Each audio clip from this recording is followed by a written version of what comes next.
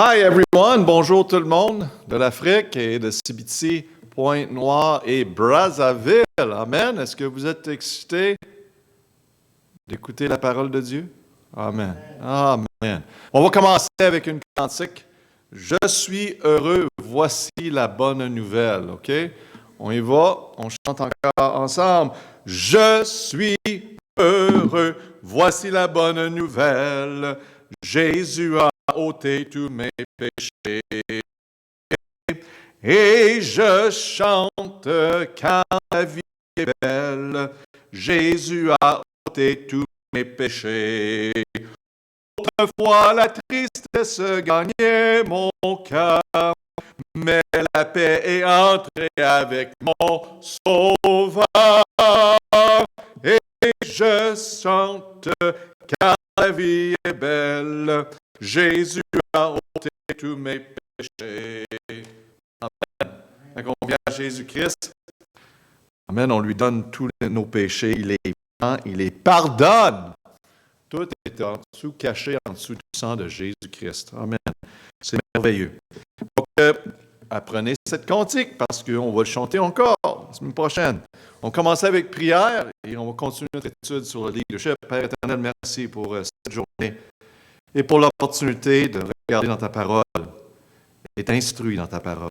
Connaître tes principes sur le besoin de leadership. Oh, Père, on a tellement besoin de leaders.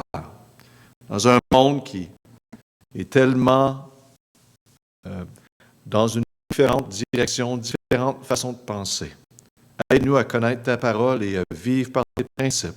À donner direction à plusieurs autour de nous. Prions au nom de Jésus. Amen. L'introduction, pourquoi le leadership est-il nécessaire dans l'Église? La réponse à cette question semble très évidente. Dieu a appelé les hommes à diriger son troupeau. Et vous regardez dans 1 Pierre 5, 2 et 3, pesez le troupeau de Dieu qui est au milieu de vous, veillant sur lui, non par contrainte, mais volontairement, non pour un gain honteux, mais par réflexion, non comme ayant la domination sur les héritages du Seigneur, mais en attendant le modèle du troupeau. Donc, ce verset ici, seul ce verset est suffisant pour disqualifier plusieurs pasteurs à travers de ce monde. Parce que si vous regardez ce verset, ça parle de ne pas diriger par contrainte, mais laisser le monde volontairement, pas mettre la pression qu'on parle. C'est certain à faire des choses qui sont au contraire de la parole de Dieu. Je vais tout le temps donner une bonne pression de vivre pour Dieu et se consacrer au Seigneur. Je ne parle pas de ça. Mais pour un gain honteux. Et le monde l'a fait pour le gain. Prendre l'avantage des personnes pour manipuler, contrôler et aller chercher l'argent, s'enrichir. On doit être un modèle. Donc, on voit là, malheureusement, la responsabilité d'un pasteur ou d'un leader est grande et exigeante. Le besoin de leadership dans l'Église est sans fin. Capable de former des hommes et des femmes de la congrégation qui peuvent aider à assumer la responsabilité du ministère. Et ça, c'est le but. C'est d'apporter les personnes à une place dans leur vie où qui peuvent aider et s'impliquer pour vraiment alléger la tâche. Tout le monde prend leur responsabilité. Le ministère croît continuellement et sans dirigeant dans ces ministères, vous n'avez pas de ministère. Sans dirigeant, on ne peut avoir de ministère. Ça prend quelqu'un pour diriger. C'est bien beau d'avoir des idées de ministère et vouloir faire, mais ça prend des personnes. Il y a quelqu'un qui m'a mentionné l'importance de l'Église récemment. Et je vais vous dire, il y a plusieurs raisons de lesquelles on doit faire partie, aller à l'Église, mais il faut réaliser que quand on est à l'Église, comme le corps a plusieurs membres et les membres du corps sont importants. Et quand on dit, ah ben non, moi là, je veux faire qu'est-ce que je veux faire, je ne veux pas coopérer avec le reste, je ne veux pas travailler ensemble, je ne serai pas présent. C'est très difficile d'avancer dans l'œuvre de Dieu. Et ça avance tellement bien quand on travaille ensemble. Une Église qui croit à la Bible, qui prêche et pratique, est l'endroit la plus importante dans toute communauté. Vous croyez cela? Ça, c'est vrai. Une Église qui croit à la Bible, qui prêche et pratique, est l'endroit la plus importante dans toute communauté. Tu sais, mon désir, et on parle du Congo, c'est que le Seigneur établisse des églises dans les villes, dans les villages, à travers du Congo, et continue de le faire, à travers de l'Institut biblique. Amen. Parce que c'est l'endroit le plus important. Et si le Seigneur vous appelle d'être pasteur, c'est-à-dire une église, c'est une grande, exigeante responsabilité, mes amis. Puis c'est merveilleux. Quelle récompense de voir des vies changer et transformées. C'est un privilège. Le travail du ministère est le travail le plus important que quiconque puisse accomplir. Investir est le mot à remplir. Investir dans la vie des autres est le plus grand investissement que vous puissiez faire. C'est un investissement pour l'éternité. Donc, l'espace à remplir l'éternité. Et cela est vrai. C'est pour ça que j'aime bien investir dans la vie des autres personnes, dans le ministère, parce que c'est une œuvre éternelle. 2 Timothée 2:2, la Bible dit, « Et les choses que tu as entendues de moi, dit à Timothée, en présence de plusieurs témoins, confie à des hommes fidèles qui soient capables aussi d'enseigner les autres. » Je t'ai enseigné cela, Timothée, prends-les et enseigne les autres. Et les amis, dans l'Afrique, on vous enseigne. Enseignez les autres avec qu'est-ce que vous êtes enseignés. Allez-y. Amen. Prenez la torche et continuez d'enseigner la vérité. Hein? Pourquoi avez-vous besoin de former des dirigeants dans l'Église? C'est pour, numéro 1, réaliser le travail existant du ministère. Ça prend des ouvriers. Et même dans notre Église, ces derniers mois, ces dernières années, on a vu de plus en plus de personnes s'impliquer dans l'œuvre et prendre leur responsabilité dans l'Église. C'est beau à voir. Les choses avancent mieux. Hein, il y a plus d'ordre. Gloire à Dieu pour cela. Et c'est le leader qui doit donner ces opportunités-là à les personnes de s'impliquer. Numéro 2, pourquoi avez-vous besoin de former des dirigeants dans l'Église? Numéro 2, pour élargir le ministère. Amen. Une croissance. Il est impossible d'étendre le ministère au-delà de votre capacité à former des dirigeants par ces ministères. Comme j'ai dit, on peut avoir un ministère, on peut avoir des opportunités, mais si on n'a pas de dirigeants, on est en train de former des dirigeants, des leaders. Vous êtes jeune homme, jeune fille, quoi que ce soit, homme, femme, prenez ça à cœur, parce que le Seigneur vous donne l'opportunité de vous préparer pour qu'est-ce qui s'en vient, pour le ministère qu'il y a pour vous. Numéro 3, la raison pour former des dirigeants, c'est pour améliorer votre propre efficacité.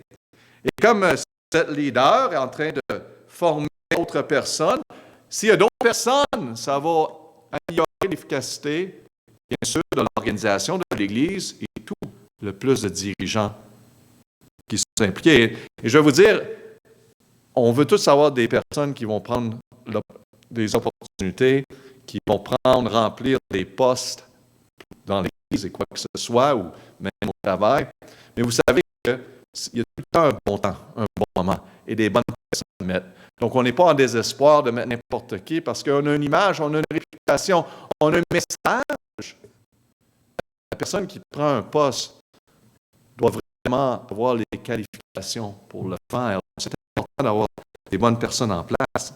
Mais quand ils sont, c'est merveilleux comment que l'Église, l'organisation peut avancer.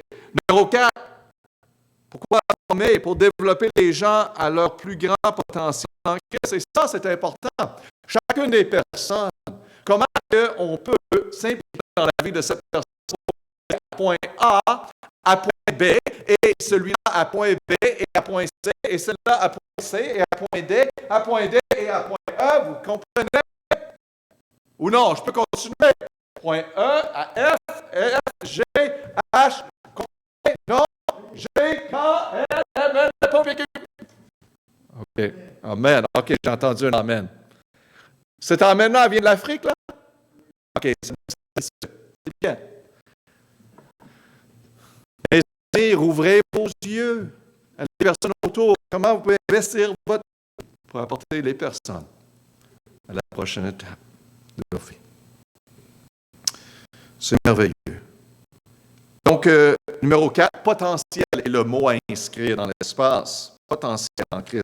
Numéro 5, une autre raison, pour former, pour perpétuer le ministère, pour faire avancer le ministère. Donc, c'est pour ça que ça prend des dirigeants. Lettre 1, l'appel au leadership. Ici, on voit dans notre texte Pharaon. Amen. Pharaon avait le cœur très proche à Joseph. Et vous voyez ici son cœur. Qu'est-ce qu'il dit à Joseph? Verset 6 de Genèse 47, le pays d'Égypte est à ta disposition. Ça, c'est incroyable. D'avoir un homme, Pharaon, le leader, est assez sage pour reconnaître comment bon que Joseph était. Il garde, je le mets tout à ta disposition. L'Égypte à toi. Fais habiter ton père et tes frères dans le meilleur endroit du pays. Qu'ils demeurent dans le pays de Gossan. Et si tu connais qui a permis eux des hommes capables, tu les établiras chefs des troupeaux sur ceux qui m'appartiennent. Tu sais, ça, c'est vraiment une confiance d'un leader à vraiment un autre leader. Et Pharaon a donné l'opportunité à Joseph, bien sûr, et Dieu est à l'arrière de tout ça. Mais Pharaon a vraiment vu un homme responsable. Un homme qui savait dans quelle direction il s'en allait dans la vie de Joseph. Donc, il n'y avait pas de problème à lui donner et à lui donner et à lui donner. Et c'était pour le bon du pays d'Égypte, bien sûr. Donc, ici, on voit dans ce passage, dans l'appel du leader, on voit parmi eux des hommes. On dit, regarde, si tu es capable de trouver parmi ces groupes des hommes, les groupes entre eux veulent trop des hommes. Ils veulent. Ça, c'est plaisant que le monde sont là et sont prêts à offrir à leur choix, à leur volonté. Le plus grand attribut qu'une personne puisse avoir en tant que leader ou suiveur est un cœur disposé. Un cœur disposé. Oui, je suis prêt à le faire. Oh non, non, pas moi. Non, non, il y a certaines choses que moi je veux faire, puis je ne veux pas faire. Vous voulez avoir des opportunités dans la vie? Dites oui. Amen. Si ce n'est pas en conflit avec la parole de Dieu, vous comprenez? On ne dit pas oui, mais si c'est vraiment pas un conflit avec la parole de Dieu, les responsables, peu importe ce qu'ils sont, puis foncez, allez-y. Un cœur disposé est très attirant. Peut-être un bon leader. Pour être un bon leader, il faut d'abord être un bon suiveur. Oui, monsieur. Pas de problème, je m'en occupe. Je fais ceci, je fais cela. Je suis autour de l'averti Enzoï, je ne sais pas si vous connaissez là-bas, mais moi je le connais. Mais, quelque chose que j'apprécie, entre autres choses bien sûr, c'est pas compliqué. Averti, est-ce qu'il peut faire ça? Oui. Il va trouver un moyen pour le faire et l'accomplir. Un cœur disposé. Je vais vous dire qu'est-ce que ça fait. Quand vous avez un cœur disposé, la personne dit « Wow, cette personne-là est responsable. Je peux lui en donner encore plus. » Voyez-vous le cœur comment Pharaon était vers Joseph. Joseph s'occupait des petites choses et il a évolué rapidement, vous savez, si vous lisez dans Genèse. Pourquoi? Parce que c'était un homme fiable. Il prenait à cœur les responsabilités, peu importe que c'était. Et il y a des problèmes avec ceux qui veulent être leaders. Ils veulent être leaders prématurés. Ils ne veulent pas apprendre à suivre en premier. Ils pensent que non, ça c'est trop bas pour moi, ça va faire ceci. Moi, je veux être pasteur. Je suis ici à l'Institut biblique pour être pasteur. Je suis meilleur que le reste de vous, hein? Non, mes amis. Apprenez à être serviteur et suivre. Et le plus grand serviteur, et celui qui veut être vraiment dans une position passive, devrait être le plus grand, dire, moi, je vais faire cela. Hein? On a besoin de quelqu'un de décider ou de faire ça. Ah! Je vais le faire. Je vais le faire. Un cœur disposé. Le leader comprend les problèmes du suiveur. Il comprend cela. Le leadership numéro 2 peut et doit être pratiqué. Pratiquer le mot. Cela ne nécessite pas des dons et des talents particuliers. Donc, si vous avez, soyez sûr que ça ne dit pas ici, la deuxième partie, cela ne nécessite pas de dons et de talents particuliers. Vous savez, le leadership pour chacun de nous, là, ça doit être pratiqué. On n'est pas né leader. Il y en a qui sont vraiment, ils n'ont pas les qualités d'un leader, et c'est correct, OK? Mais d'un côté ou de l'autre, on est des leaders à certains endroits. Souvent, quelqu'un n'a pas vraiment les qualités d'être un leader pour dirigeant dans l'Église ou dans une organisation, mais il doit le mettre en pratique dans leur foyer s'ils sont pères. Et si Dieu leur donne l'opportunité d'avoir l'influence sur des autres personnes. Donc, on doit tout être disposé pour cela et mettre en pratique et apprendre. Je dis, pasteur, comment on peut apprendre? Venez à l'Institut biblique, vous allez apprendre le cours sur les lisez des livres sur le leadership. Il y en a amplement, des bons livres. Lisez surtout la parole de Dieu. Cela va vous préparer pour être un bon leader. Donc, numéro 3, cela nécessite de s'abandonner à la tâche que Dieu vous a appelé à diriger. S'abandonner. Dieu, je suis prêt à ce que tu veux pour moi. Peu importe ce que tu veux. Je suis ici, Seigneur. Donc, la volonté est très nécessaire. Et lettre B, on a la reconnaissance des bons hommes. Ici, dans le texte, si tu connais des hommes, Pharaon a dit, si tu connais des hommes, ça veut dire, c'était pas tous les hommes, il y avait des gens avec des qualités, et on les reconnaît et on les voit. En affaires, dans l'Église, je suis autour de plusieurs personnes. Puis je regarde toujours pour des personnes de remplir des vides et pour certaines tâches qu'il y a à faire. Puis j'essaie d'être sensible à cela. Et bien sûr, il y a certaines tâches que je n'ai pas trouvé les personnes encore. J'attends que le Seigneur les apporte. Et je ne peux pas remplir cela avec n'importe qui. Ça prend certaines qualifications, on peut dire, et niveau de responsabilité.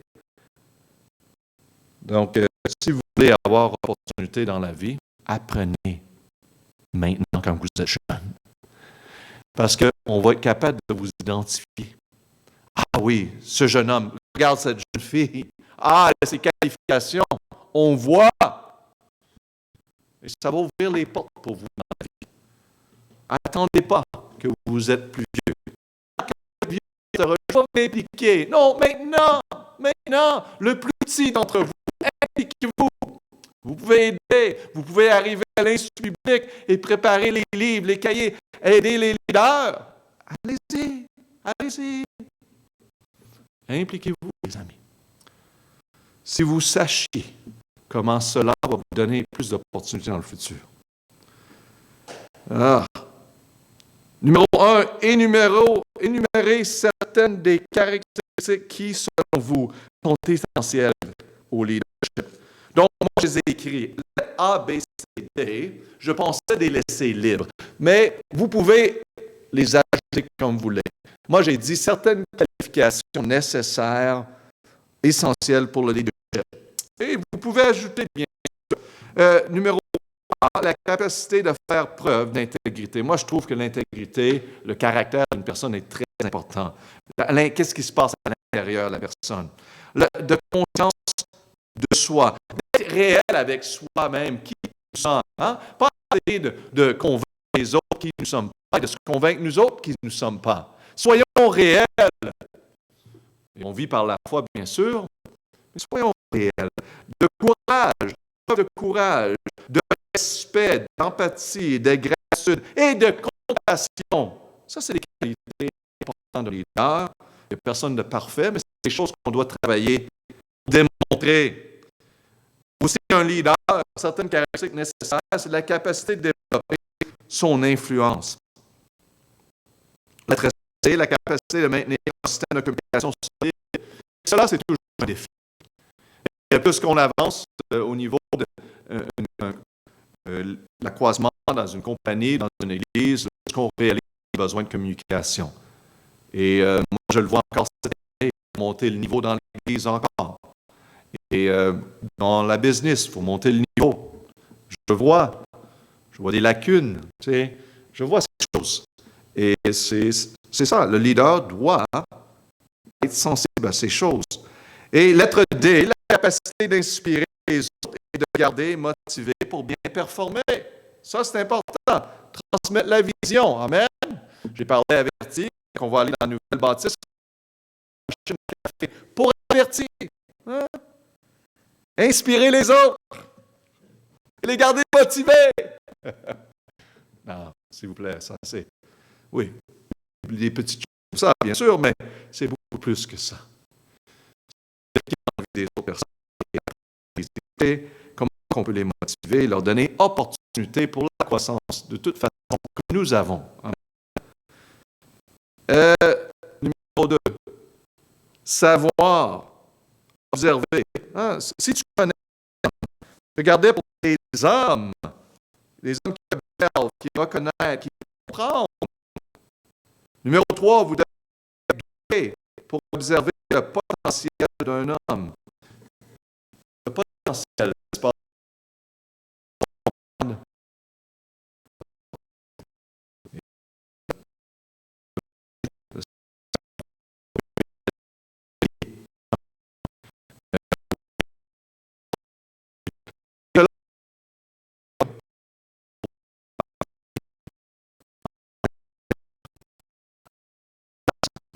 Et comme David faisait son mieux pour s'occuper des brebis. Tu l'as fait avec David, aller chercher. Et Dieu tout à fait ça. Donc, préparez-vous à ce qui s'en vient dans votre vie. Donnez-vous. Et les leaders reconnaissent cela. Les hommes ne sont pas des leaders simplement parce qu'ils n'ont aucun désir de diriger.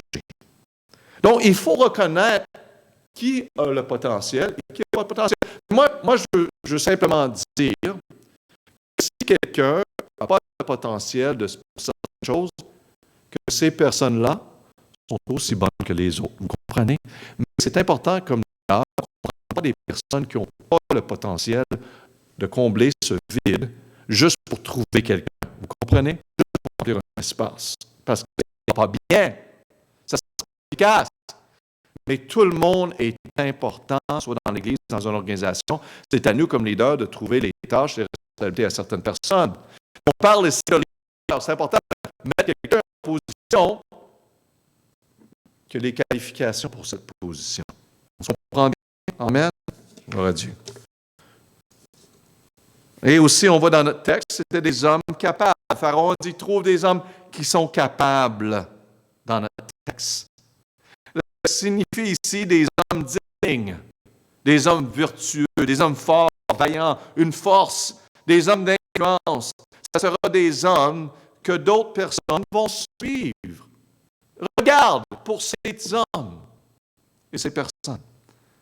Des hommes capables sont énergétiques.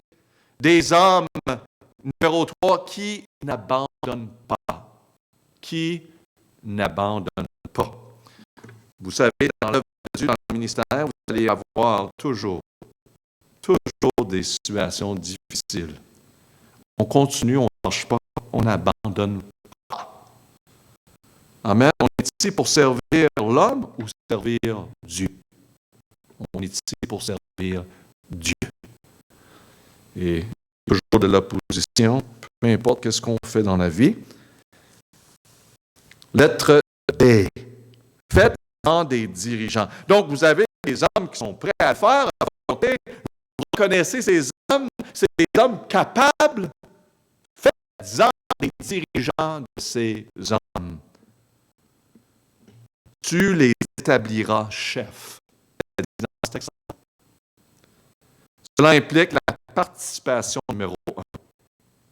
La participation, il s'implique à ce point-ci. Numéro 2, résolveur de problèmes. La plupart des gens sont prêts à tout pour échapper à la pression. Dire quelque chose, la pression, et il y en a qui vont laisser tout de côté. Puis, mettez en pratique. Parce que nous, comme chrétiens, c'est Dieu en nous qui nous aide de faire et d'accomplir. N'est-ce pas? Dites Amen. Amen. Merci de l'Afrique, c'est bien entendu. Un Amen. Donc, quand que Dieu vous donne une opportunité et vous savez que vous devrez avancer et le faire, sachez que vous n'êtes pas seul, c'est Christ en nous qui nous aide. Et mettez confiance dans le Seigneur et pas en vous. Donc, la prochaine fois, levez les mains, les deux mains, et dire Seigneur, oui, tu vas me donner grâce et je vais le faire. Donc, c'est une des choses que, quand que j'ai été demandé, soit le pasteur ou des opportunités dans la vie d'enseigner, de prêcher, d'enseigner des classes et tout ça dans le ministère, ou de faire et d'accomplir un autre ministère qui n'était pas vraiment de prêcher, mais quoi que ce soit, on avait un ministère d'imprimer, et on imprimait des dépliants pour les différents pays. Et je disais, par pratique, je disais oui, je vais le faire. Ça ne veut pas dire que je peux faire tout, n'est-ce pas? Mais moi, je vais m'en occuper. Je vais m'occuper, si vous trouvez quelqu'un, je vais le faire. Moi, je vais trouver autre personne. Voyez-vous? Et cela m'a donné vraiment des opportunités dans la vie de comprendre mieux et d'avancer. Mais c'est bon. Parce que quand les défis de la vie disent, en dessous de pression, on y va. Et on ne lâche pas. Parce qu'on a déjà vécu cela, par expérience. Un homme qui peut combler le vide, espace à remplir, combler le vide, est un homme très demandé. Des hommes qui d'autres peuvent donner la responsabilité. Et ça, c'est vrai. J'ai parlé il n'y a pas longtemps et j'ai dit, c'était une personne qui était, sélective avec son travail, son boulot. Je ne vais pas faire ça, je vais le faire ici, je vais faire ça. Tu sais, quand tu as trop de stimulation, c'est pas attirant.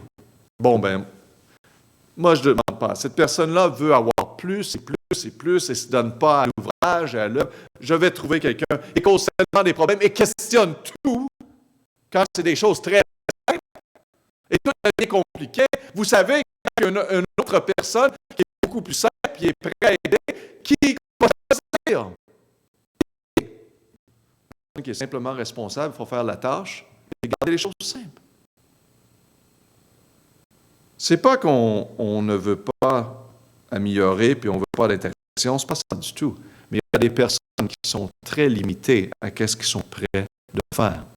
Parce qu'ils ne comprennent pas que pour être leader, il faut commencer à un certain endroit. Il faut apprendre à suivre. À suivre et le faire de tout cœur. Peu importe notre âge. Moi, je connais des personnes qui ont 60 ans, 70 ans. J'en connais un dans l'Église en particulier, tout le temps prêt. Qu'est-ce que je peux faire, pasteur? Puis moi, je ne prends pas ça pour acquis. Puis je réalise que je suis plus jeune que ces personnes-là. Puis je leur montre le respect, bien sûr. Mais j'apprécie leur cœur. Vraiment. Même s'ils sont plus âgés, même si on vécu beaucoup plus. Avoir toujours ce cœur de remplir le vide. Oh, on peut le faire. On peut le faire. Dans la vie, c'est pas qu'il n'y a pas des opportunités. En effet, les opportunités sont là. Le problème, c'est l'ouvrier. Est-ce qu'il est prêt à prendre certaines responsabilités? Donc, numéro 2, la préoccupation du leadership. La préoccupation du leadership. On n'avance pas trop vite aujourd'hui. Je ne sais pas ce qui se passe, mais je pense que je prêche un peu trop. Bon, on avance. La préoccupation du leadership dans Exode chapitre 18, versets 17 à 26, on voit Jéthro, qui est le beau-père à Moïse. Jéthro était inquiet à propos de Moïse parce qu'il y avait beaucoup de personnes qui étaient après Moïse. Et il réalise, Moïse, tu ne fais pas une bonne job comme leader parce que tu essaies de faire tout toi-même. Et c'est ça qu'il dit, vous pouvez le lire, vous autres, dans Exode 18, 17 à 26. J'ai écrit les textes, mais vous pouvez voir ici dans verset 17, mais le beau-père de Moïse lui dit, ce que tu fais n'est pas bien. Le beau-père Jéthro dit à Moïse, qu'est-ce qu'il est en train de faire? C'est pas bien. Vous savez que l'organisation est un processus continu qui nécessite continuellement un nouveau leadership et à faire des changements et améliorer. D'être organisé que le temps, la manque de leadership n'est pas bien. Le leader doit trouver de l'aide et de l'assistance. Il ne peut pas tout faire lui-même. Donc, la manque de leadership n'est pas bien. Verset 17, on le voit. Moïse essayait de tout faire lui-même. Ce n'était pas parce qu'il devait, mais parce qu'il se sentait qu'il devrait. Numéro 3, ce n'est pas parce qu'il n'y avait pas d'autres personnes qualifiées. Il y avait des personnes qualifiées. C'était à lui de prendre le temps. Numéro 4, ce n'était pas parce qu'il manquait quelque chose à faire, parce qu'il y avait amplement de choses à faire. C'était à le leader, Moïse, de diviser ses tâches. Et là, le Seigneur apporte Jéthro pour lui montrer qu'il a besoin d'aide. Lettre B, la manque de leadership produit un burn-out. Vous savez c'est quoi en Afrique un burn-out? Non? OK. L'épuisement ou qu'on lâche, on est assez. Assez de mystère. Je suis brûlé. J'en fais trop. Et même par ici, j'ai entendu différents pasteurs qui ont passé à travers de ça. Je ne veux pas critiquer. Ça peut être quelque chose que le monde peut passer à travers, mais souvent, c'est dû parce qu'on essaie de faire nous-mêmes. Le dos du livre, verset 18, on le voit, certainement, tu succomberas. Et toi et ce peuple qui est avec toi, car cela est trop pesant pour toi, tu ne peux le faire toi seul. Wow, Jéthro donne tout un message à Moïse. Donc, le fardeau du leadership est lourd. Ça, c'est certain. Numéro 2, lorsque les dirigeants sont fatigués, ou les leaders, bien sûr, ils perdent leur concentration. Ils ne peuvent pas mettre l'emphase à les endroits de quels qu'ils devraient. Ils perdent concentration. Numéro 3, la raison pour laquelle tant d'hommes lâchent ou quittent le ministère, c'est ça que c'est supposé dire, excusez-moi, quittent le ministère, est l'épuisement. Burn-out. L'épuisement, burn-out, numéro 4, apporte de l'instabilité, l'espace à remplir. Elle apporte des doutes à l'organisation. Bien sûr, si moi-même, demain, que le Seigneur nous aide, dit à vous, à tous, moi comme pasteur, je suis en train de vivre un burn-out. Je suis brûlé. C'est trop ce ministère-là. Probablement qu'il y a eu une lacune à quelque part. de ma part. Et là, vous m'écoutez, ça fait plusieurs années que je parle de vivre par la foi, de ne pas lâcher, de continuer. Qu'est-ce que ça fait pour vous, cela? Je ne suis pas parfait, bien sûr, mais qu'est-ce que ça ferait pour vous? Ce serait l'instabilité, des doutes. Bon, voyez-vous, c'est tellement important que le leader reconnaît que oui, on a des moments où on doit travailler fort et parfois épuisé, mais c'est le temps de trouver souvent des personnes qui vont nous aider. Oui, on va faire ce qu'on doit faire pour continuer le ministère, mais il faut reconnaître, comme Moïse devait reconnaître, qu'il a besoin d'aide et d'assistance et de ne pas penser qu'il doit tout faire lui-même, et trouver des personnes pour l'assister. Donc, lettre C, ça démontre cela. Le travail ne peut pas être fait seul. Verset 18. C'est ça que ça dit. Il ne peut pas faire ça seul, Moïse. Verset 18. Et regardez à ce que vous faites. Vous-même, moi-même aussi. Est-ce que vous pouvez donner certaines tâches à autre personne? Une jeune fille, un jeune homme, certaines choses qui pourraient vous aider, vous assister. Et vous savez, de faire vous-même, quand autre personne pour vous aider, c'est vraiment pas une bonne chose, parce que votre but, c'est d'impliquer d'autres personnes, n'est-ce pas? Afin qu'ils puissent prendre la relève. Oh, pasteur, j'ai peur que je vais perdre. Non, non, non. Inquiétez-vous pas avec ça. Hein? Le Seigneur va ouvrir d'autres portes pour vous. Et notre responsabilité comme chrétiens, c'est d'impliquer d'autres personnes, donner ces opportunités-là à autres. Et bien sûr, il y a des choses qui sont simples. Plusieurs peuvent s'impliquer. Et c'est le temps qu'on avance et qu'on reconnaît d'impliquer d'autres personnes. Vous devez continuellement élargir la base des dirigeants et ministères simultanément. Simultanément, je ne sais pas comment dire le mot, mais c'est bien. Mon français est limité, mes amis de l'Afrique. S'il vous plaît, enseignez-moi. Donc, les deux, les dirigeants et les ministères, doivent les deux avancer ensemble. Parce qu'on ne peut pas faire un sans l'autre. Leader, ministère numéro 2, nous n'avons pas de ministère sans un leader. Ça prend des leaders, des dirigeants. Il y a tellement d'opportunités, même dans l'Église, si vous voyez ici. Les diacres, il y a des administrateurs, il y a ceux qui font des visites, il y a ceux qui enseignent les écoles le dimanche, peut-être les enfants, il y a différents groupes d'âge, souvent quand l'Église a une croissance, ceux qui font la maintenance, la préparation. Ah, faites ça!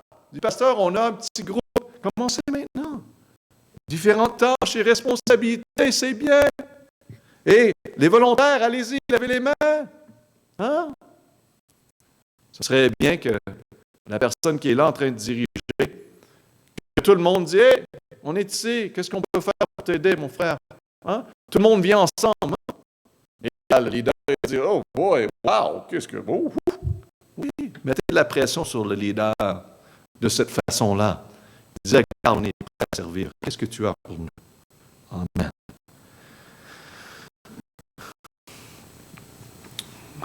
Donc, ce sont quelques-uns des dirigeants là dont une église aura besoin. Et il y en a d'autres aussi, également. Et c'est une liste qui continue à s'élargir. La responsabilité d'un leader est grande et exigeante, mes amis. Et de voir le niveau d'influence que nous avons. Ça, là, c'est quelle motivation, quel désir de continuer d'investir et d'avancer. Vous n'avez pas besoin de me donner une scène noire, ou une scène noire, c'est un penny ici. C'est quoi ce que vous utilisez qui est très de peu valeur pour vous? Je ne sais pas c'est quoi. Mais ici, une petite scène, un peu d'argent, je n'ai pas besoin de ça pour être motivé à m'impliquer dans le ministère. C'est simplement l'amour de Christ et ma motivation. Et d'investir dans la vie des autres personnes et voir leur vie changer et transformer par la parole de Dieu. D'avoir l'opportunité eux autres mêmes de faire la même chose et investir leur vie dans la vie d'un autre. Vous faites, qu'est-ce qu'on vous donne? Faites-le dans la vie d'une autre personne, afin que cette personne peut faire dans la vie d'une autre personne. Et ça continue. Comprenez-vous l'importance de se donner à Dieu? Ça vaut la peine. Prenez la responsabilité, mes amis. Où vous êtes en ce moment, vous êtes encore à l'école, à l'université, à l'Institut biblique. Préparez-vous, engagez-vous maintenant. Le Seigneur va vous utiliser. Amen, on va prier. Père éternel, merci pour cet enseignement sur le leadership. Aide-nous, Père, tous à prendre nos responsabilités comme leaders. On réalise vraiment des principes qu'on doit mettre en pratique. Père, oui, on n'est pas né leader. On doit pratiquer ça. On doit s'impliquer. Aide-nous, Père, à suivre toujours. À être ce cœur de serviteur. Un cœur, Père, prêt, toujours disponible à toi. Pour ta gloire, on prie. Au nom de Jésus. Amen. Bonne journée.